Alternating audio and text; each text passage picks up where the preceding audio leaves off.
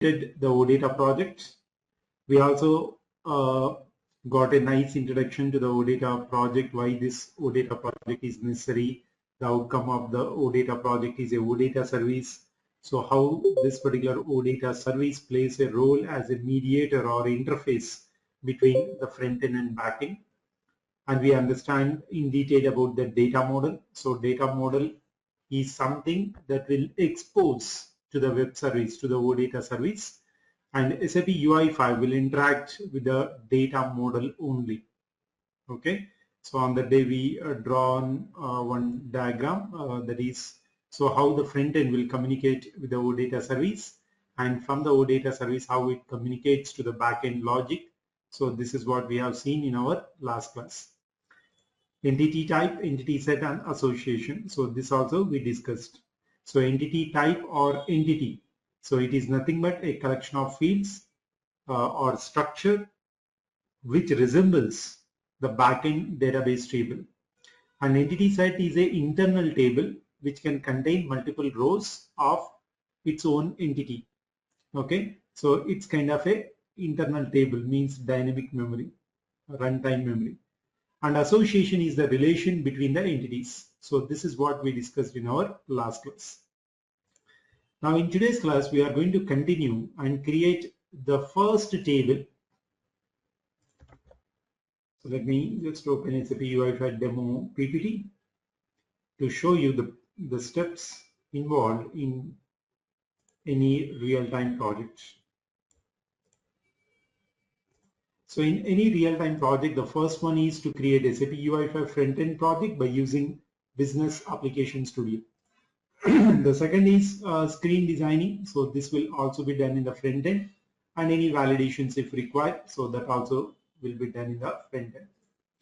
Now step number 3 is the necessary tables creation. Okay, so we can create any number of tables as we want. This is what I'm going to do now. Table creation. Step number 4, OData project creation and implementing the business logic. So we have created the OData project, but we have not implemented any of the business logic, that is CRUD queue operations. Okay, so once the OData project is ready, the OData project generates something called OData service. So this OData service we need to deploy in the SAP gateway system, because from the browser, okay, whenever you open the browser, from the browser we need to call the OData service. So this OData service is nothing but it is present in your SAP gateway system. Okay, that is step number 5, calling the service. All right, now let's start with the step number 3, table creation. So most of you are ABAPers, and anybody, is there anyone who is non-ABAPer here? Anyone? I'm not ABAP. You are not ABAPer. Okay. I'm not ABAPer. Deepa, who is that? I'm also Amit. Okay, so Amit, Babji, and Deepali. So you 3 are not ABAPers, right? yes. Okay, so fine. For 3 of you, Deepali, Babji, and Amit, for all of you, I have one suggestion. However, you will understand most of the OData part also here. So basically my point is, this OData is dependent on ABAP. Okay, so if you know ABAP, understanding OData becomes cakewalk. Okay, it's easy. And at the same time, OData is completely not dependent on ABAP. So if you know the basics of ABAP, like how to declare declaration or internal table or work area, looping, if and else condition, this is enough to deal with the OData. Okay. However, so ABAP is a separate course of 6 months. Okay, so if you not 6 months, 3 months, sorry, so 2 to 3 months actually. So normally to understand OData, as I frankly told you, ABAP is required, definitely required. However, if you can put some extra efforts and practice, you will also understand without ABAP knowledge also you can do this OData. in our classes. Okay. Second point I would like to mention for non-ABAPers who are attending this training. See, in the market, the front-end SAP UI5 theory itself has a separate role. Okay, you no need to be a full stack developer like me. I'm a full stack developer. I know front-end, I know back-end, I will do both. But when you go to the real-time projects, okay, so most of the complex projects that happens in real time, they will keep the front-end team separately and back-end team separately.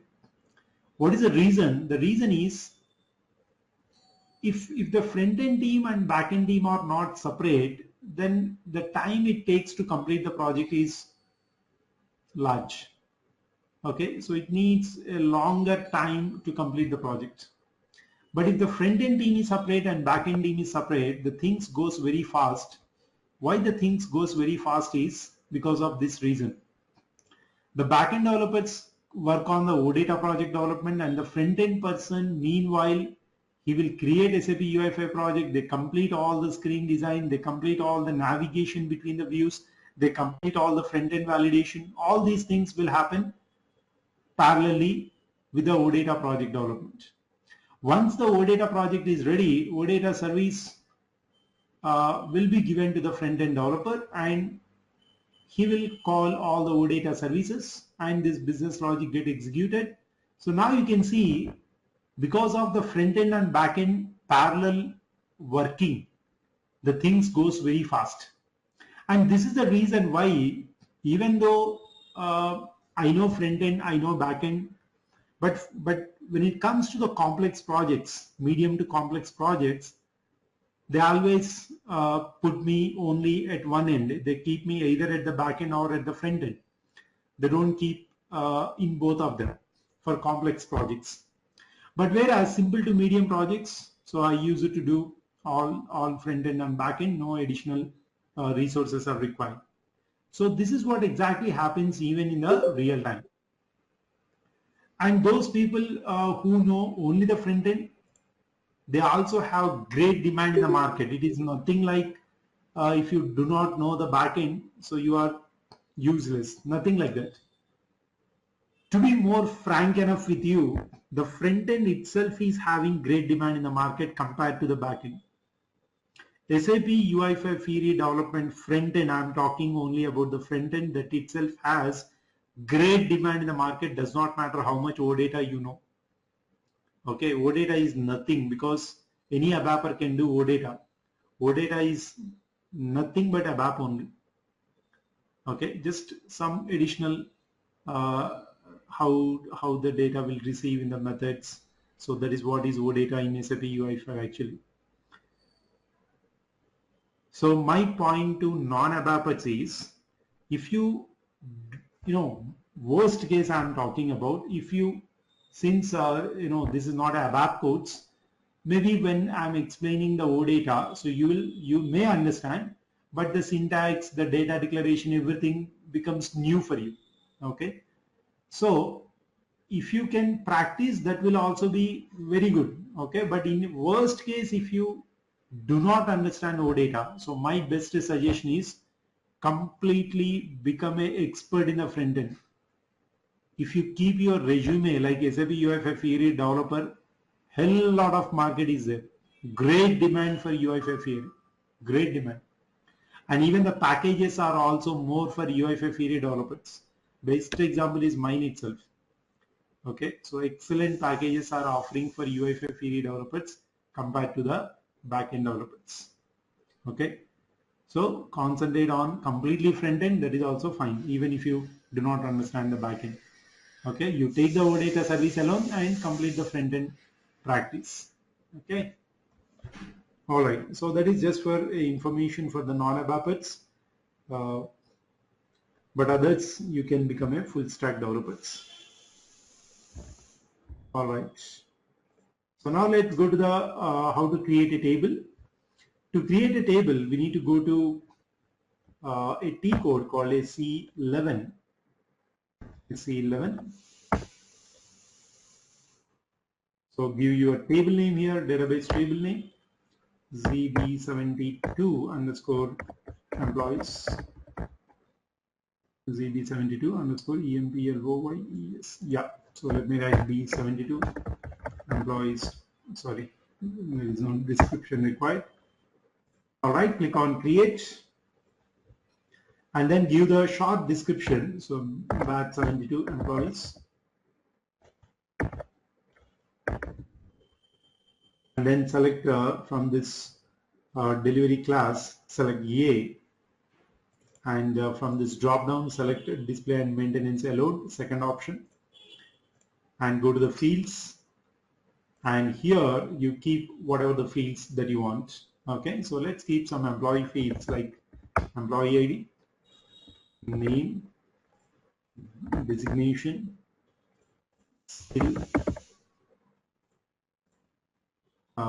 then email ID, then maybe salary, status of the employee, then rating of this employee, and date of joining. So let me see how many fields I have kept. 1, 2, 3, 4, 5, 6, 7, 8, 9 fields I have kept. Employee ID, name, designation, skill, email ID or email, that's fine. Email is fine, email ID is not required. Email, salary, status, rating for this employee, date of joining of this employee. Okay, so seems good. Now let's keep employee ID as a primary key, and so let me take some built-in types. Employee ID I'm taking as character of 6, and name I'm taking of character of, let us take some maybe 30 characters, that's more than enough. Designation also I'm taking 30 characters. Skill also I'm taking 30 characters. Email also I'm taking 30 characters. Salary, for salary let us take data element. So what is a data element, by the way? So data element is a reusable data type. So here I created a reusable data type that is EMP salary. So let me just see if this is,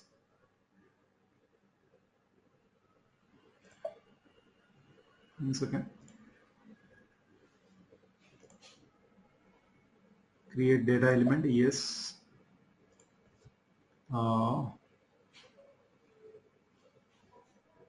Let me take the built-in type directly, and I will take the data type as decimal.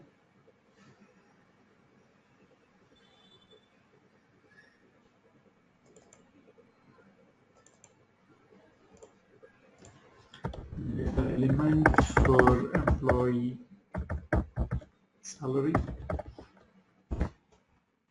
So for non-developers, just want to explain what is a data element. So basically a data element is kind of reusable data type. Okay, so if I create a data element, I can use that data element in any of the table as a data type. Okay, so let me create it, then you will understand. So I'm creating a data element like ZEMP salary. I'm just taking its data type as a decimal.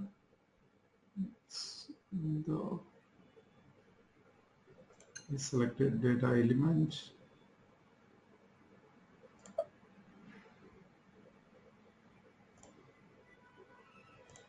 One second.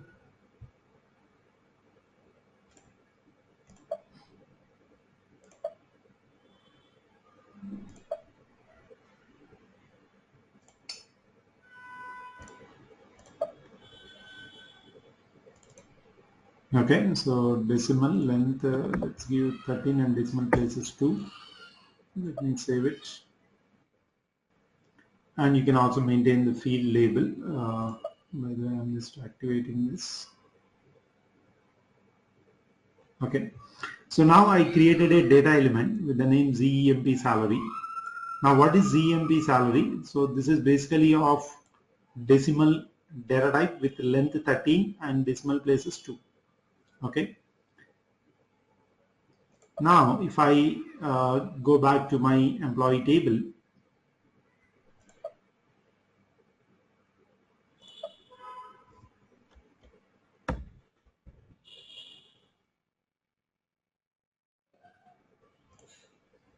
so let me go back to my employee table. This is my employee table, B72 employees.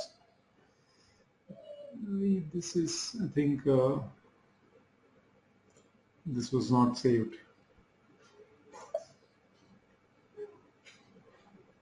But the data element got created. Okay. I didn't save it actually. I would have saved it first.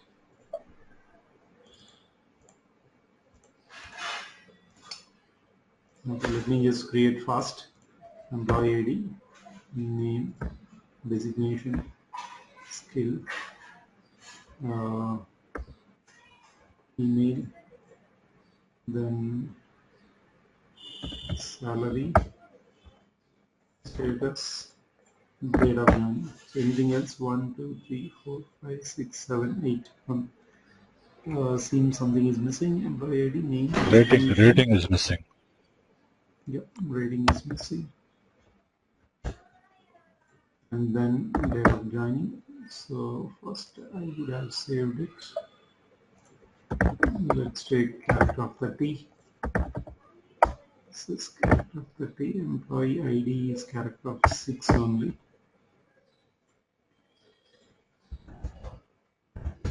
Okay. Email ID also I'm taking as 30. Yeah, salary. So for salary, I'm using this data element. Now you can see the moment for salary, I used the data element ZEMP salary, it automatically filled with decimal 13 with 2 decimal places. So for example, I created another table, and in that another table also some amount related or salary related, basically there is a field. So instead of using the built-in type, I can directly go with the data element. So data element is kind of a reusable data type. Okay, I can use, once I create a data element, I can use that in any of the tables where that particular field is available. Okay, so in my entire employee project, let's say at the end of our codes, we are going to develop the employee management project. So in any of the table, if I require any amount related field, I can reuse this particular employee salary, ZEMP salary data element instead of declaring that as a built-in type everywhere. Okay, right. So status, I'm just making the status again as character of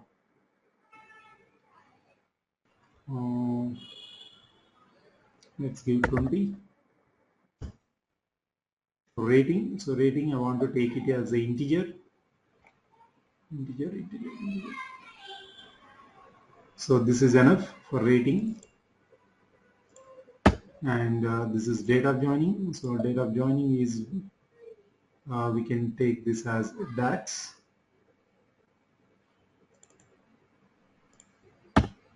Yep, that's all. All right, so let us save this.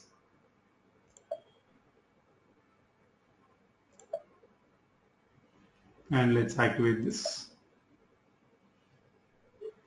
So actually here we need to maintain the technical settings here. So data class, just select APPL0 and size category, select the 0. Okay, first one, that's enough.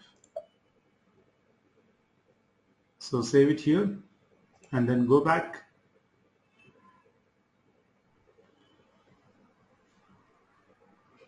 Or might be there is a warning, there might be a warning that occurs.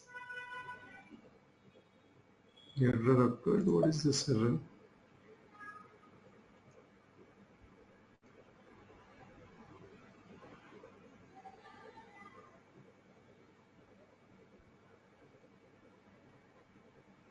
Specify primary key is not specified. Silly. Let's activate this again. Yeah. So warnings, agar warning you can ignore. This is a warning for since we do not have we did not mention that mandate field. That might be the warning, so you can ignore it, not a problem. So now our table is ready. Now let's create 2 entries in the table as well. So I'm just creating the initial data for this table because in tomorrow's class we are going to do our query operation, that is pulling the backend data into the front end. So for that we should have some at least 2 to 3 records in our table. Now how to create entries in this table? There are many ways to create the entries in this table, but keeping non-ABAPers in mind, I'm just telling the simple way. Go to more and go to utilities, and in the utilities go to table contents and select create entries. So this option is the simplest option to create a few entries. So click on create entries and give some employee ID like 100001 and then name. I'm giving some of your names. So let me just follow the sequence. Amit Kumar Sinha, Amit. So not typing the entire name, I'm just typing Amit. So designation, maybe I will keep designation as a developer, skill as SAP UI5, email as amit@gmail.com, or I have your original email ID, so I'll keep it. There is Amit. Amit, this is your email ID, right? Okay. This is email. Salary developer, right? So let's keep some 6 lakhs or 5 lakhs.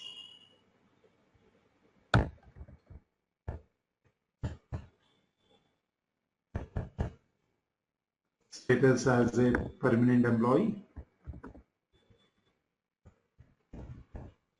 So rating I'm giving it as 4 and date of joining I'm giving it as some date of joining, does not matter. Save. So database record successfully created.